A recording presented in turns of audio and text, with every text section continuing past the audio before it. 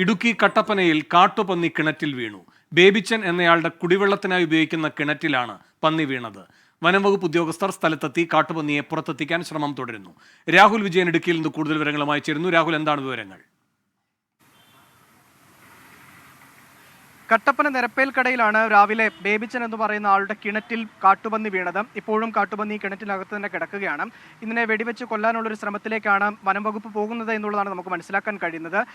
പഞ്ചായത്തിന്റെ അനുമതി ഉണ്ട് എങ്കിൽ ലൈസൻസ് ഉള്ള തോക്ക് ഉപയോഗിച്ചുകൊണ്ട് ഈ കാട്ടുപന്നിയെ വെടിവെച്ച് കൊല്ലാൻ കഴിയുന്നതാണ്. പക്ഷേ തെരഞ്ഞെടുപ്പ് ആയതുകൊണ്ട് തന്നെ ലൈസൻസ് ഉള്ള തോക്കുകളെല്ലാം സറണ്ടർ ചെയ്തിരിക്കുകയാണ്. അതുകൊണ്ട് തന്നെ തേക്കടിയിൽ നിന്ന് വനം വകുപ്പിന്റെ തോക്ക് കൊണ്ടുവന്ന് കാട്ടുപന്നിയെ വെടിവെച്ച് കൊല്ലാൻ വേണ്ടിയുള്ള ശ്രമത്തിലാണ് ഇപ്പോൾ വനം വകുപ്പ് നീങ്ങിയിരിക്കുന്നത്. എന്തായാലും വലിയ തരത്തിലുള്ളൊരു പ്രതിഷേധം ഇവിടെ ആളുകളുടെ ഭാഗത്തു നിന്നുണ്ട്. കാരണം സ്ഥിരമായി കാട്ടുപന്നിയുടെ ശല്യം ഈ മേഖലയിലുണ്ട്. കൃഷിവിളകളൊക്കെ സ്ഥിരമായി നശിപ്പിക്കുന്ന ഒരു സാഹചര്യമാണ്.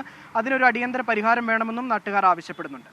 രാഹുൽ വിജയനാണ് ഇടുക്കിയിൽ നിന്ന് വിവരങ്ങൾ നൽകിയത്.